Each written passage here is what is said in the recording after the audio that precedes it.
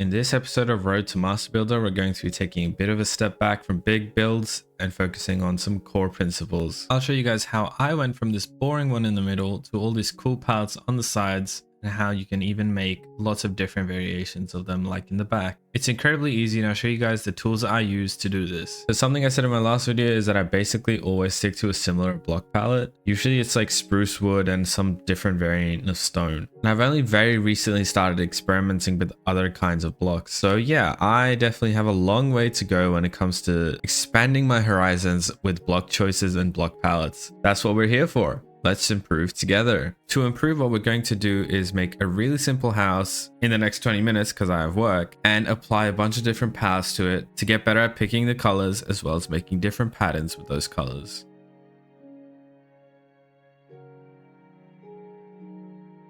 All right, so this is what we've come up with in around 15 minutes. It's okay, right? Right, guys?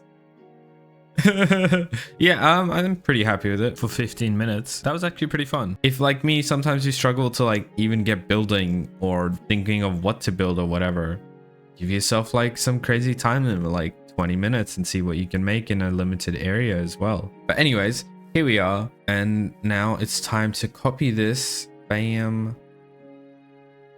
bam, bam. All right, and we're going to put it there. We're going to put another one there. All right, now we have a bunch of identical houses to work with, and we can start applying our different color paths to them. All right, so these are the two tools I'm going to be using. One is a color wheel from Adobe, and I'll have the links for these in the description or in a pinned comment. But anyways, one is a color wheel, and it's quite a cool color wheel as well. So you can see here we've got, you know, a normal one, but we've got a couple of different options on here, and we can remove or add as many different colors as we want. So you have your color wheel here, and usually what you want to do is select analogous. And what that means is you're going to have as many colors down here as you have up here that are close to each other. So you can see we've got like different variations of orange as well as a desaturated version here. And if we move this around, you can see that we're getting different kinds of greens, blues, whatever you select. So it can be, you know, I want to make a green build, so I'm going to put this here, and then I've got different shades of green. What you can also do is, if you want some contrast, you can do complementary. So we can get green, we can see what would be opposite of yellow, red maybe, and things like that. And then these give us our hex codes. And so what you can do with the hex code is copy it and go over to this other website called blockcolors.app, put in your hex code in here, and that'll give you the blocks that closest match the hex code you've put in. So it's pretty cool. And then you can add these down here if you want, and you can build your palette as you go. So this is what I'm going to be using, and I'm going to make a couple of palettes that I think look nice, and I'm going to do my best to make some that are like kind of crazy, because I think one of the things I can definitely improve on the most is using kind of non-standard blocks. So let's go.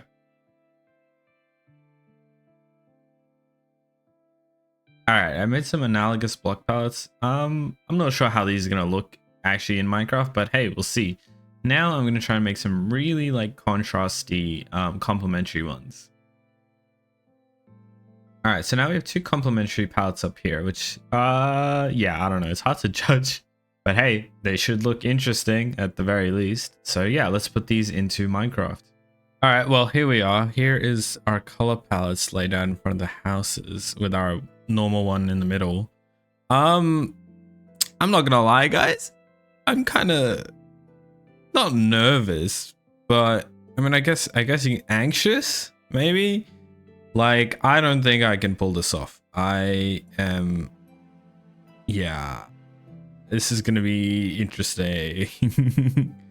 But hey, we're here to get better, so let's give it a shot. You know what, guys? I don't think I hate it. I'm not sure. I mean, I'm looking at it like, is this okay? I don't know. I'm trying to judge this. Like, if I saw this, if I came across this, and someone else had made it, like, would I say it's good? I think I would. Maybe I wouldn't think it's the best, because it's definitely not the best because I made it. Also, these flowers aren't yellow or whatever, but that's whatever. But I definitely think it would be I would say it's interesting and it's cool. I mean, hey, I did the palette, right? I picked some kind of weird colors and I wanted to go for a yellowish build. I did end up putting bamboo for the stairs at the top because yeah, I think for all of these I am gonna need a stair block. Even if I have full blocks in the middle-ish, I think the edges and stuff, they do need to be stairs, at least at this scale. But yeah, I think it looks pretty decent. Maybe there should be a bamboo door. That looks a bit better. You know, I think this palette might even look better if it was yellow at the bottom and orange on the roof, because then the orange would contrast more with the bamboo maybe. But even still, I think, hey, this is pretty good. Not too bad. Not too shabby, I think. So let's move on to red. All right, so this one is done, and I gotta say, this one definitely don't feel as good about this as this, but it's still kind of cool. I feel like this would definitely fit maybe in the nether or something like that. Yeah, I struggled a lot with the roof and picking like the blocks here. But yeah, I don't know, maybe the fact like the build is too small to have so much like different kind of texturing. It looks okay over there. I don't know, maybe it's the shades of red, or maybe red is just such a strong color, such a contrasty color. Maybe this would look better like with more environment around it.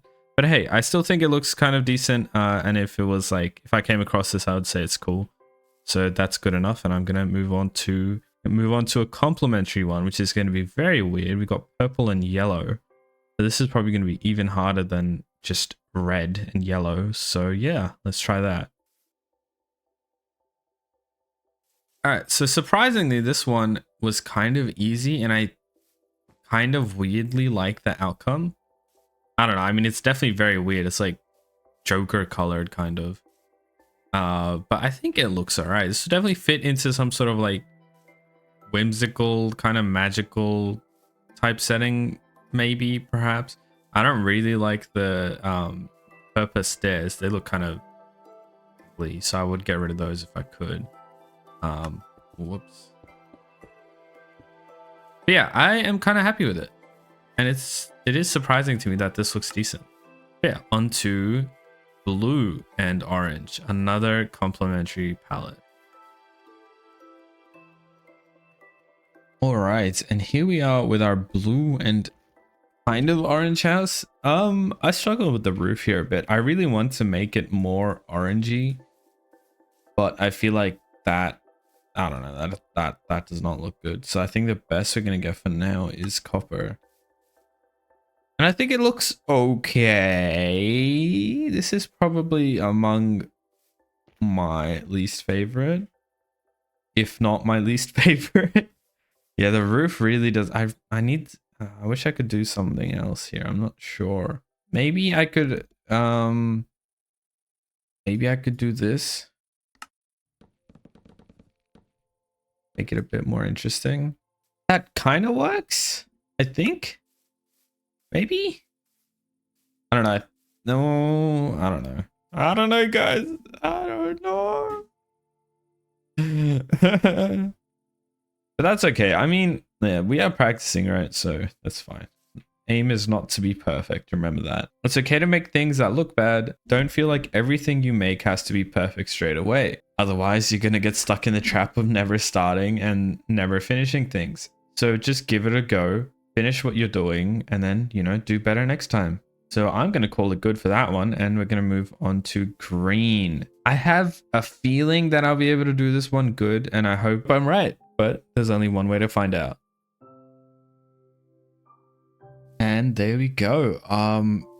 It's definitely very green. I think I like it. And that's like my general vibe with all of these, isn't it? I just look at it and I'm like, I don't know. I don't know how I feel about this. I think maybe partly because I'm just so used to building with stuff like that. And like for me, putting melons and moss blocks in a wall is kind of like really weird for me. So maybe that's why. And like, I don't think I've ever built anything green, like a green structure or a blue structure, or a friggin' purple and yellow structure. So maybe that's why I'm just not used to it. But hey, I think it looks good. I would like this. Yeah, I think definitely if I came across this, I would definitely say it's really cool. And guys, remember, one big thing about builds is that environment, I feel like, is a solid 70% of the build. Like, you can put a house as basic as a house can be. If the environment around it is supporting that build, then it becomes a much nicer overall experience, like walking up to it, enjoying the surroundings of it and things like that. So if you are practicing your color palettes and your just patterns and things, keep that in mind, that just because like it might look a bit strange right here in front of you, if you try and imagine it in a context where the surroundings complement your build, probably feels a lot better. For example, if this house behind me was in an overgrown lush area, I think it would fit in quite nicely, and I think it would look even better than it does now. All right, so this one looks quite nice, I think, and I think that's because I've used kind of a neutral base, and then I've built like accents on top of that. So the main building is just straight up white, and then obviously everything else is blue, which I think looks quite nice. So I may try and just take all of these guys and duplicate them back a layer, and then try and make the other ones neutral as well, and just see what it looks like. Because I think this, like a neutral build like this, would fit in somewhere that you don't necessarily need like a whole theme for. So we're gonna go clone, grab that, and go over there. That should be everything. All right, cool. So there are our houses, and let's try and add some neutral blocks to them.